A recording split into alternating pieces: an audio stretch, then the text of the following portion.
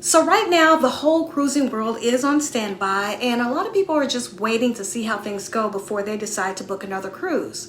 But if you're one of those people who want to sail multiple times a year, I say right now is a great time to get started on booking cruises.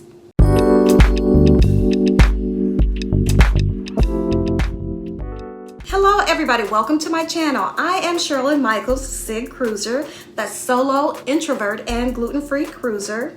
Hey, if this is your first time visiting my channel, feel free to hit that subscribe button and the notification bell so that you'll know when I upload a fresh new video, and like and share. So this topic I've seen a number of times in a lot of different Facebook cruise groups. After my cruise in 2016 and I got hooked, I would say 2017, 18, and 19, I booked maybe 4 to 5 cruises a year. So I wanted to share my strategy for booking multiple times a year. Number 1, figure a monthly vacation or cruise payment into your budget. Now, after everything is taken care of, figure out what you can and what you want to put aside for a monthly cruise budget.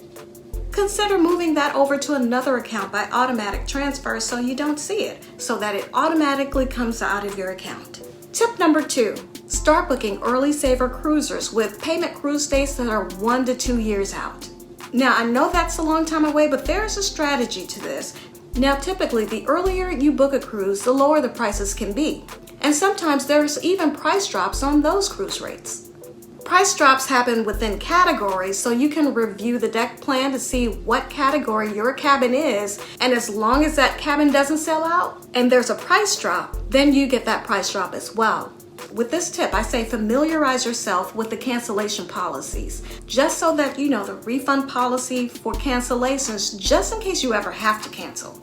Now, I know 1 to 2 years out, that can be so far away. You don't know what you're going to be doing then. You don't know who you want to cruise with then, if anybody at all. Well, you can list a roommate as to be determined in the future. And then if you decide to add someone to your room, they have the same cruise rate that you did when you booked, and not the current cruise rate if that happens to be higher. Now, tip number 3, book on reduced deposits or deposit sales. Now, with Carnival, a lot of times they will have $49 or $50 per person deposit sales. Typically, that's when I book my cruises. Now, on the larger ships, such as the Horizon or Vista, typically they have reduced deposits, not as low as $50, although they have done that before. Number 4, consider cruise insurance with cancel for any reason policies. Now, this will be helpful, especially if you make payments as you go along the way.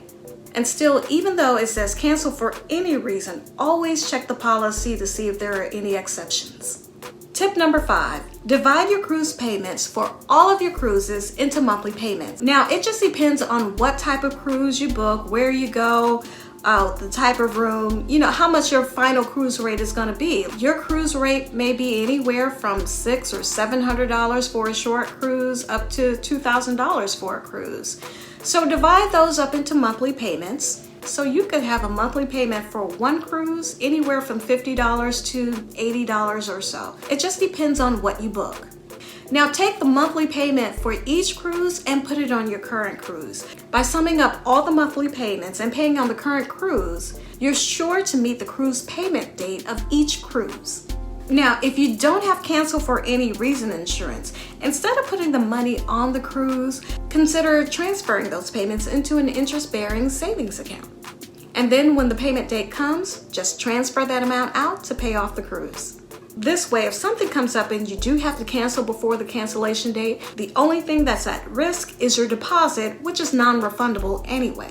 Now, those are my top 5 tips for booking multiple cruises a year.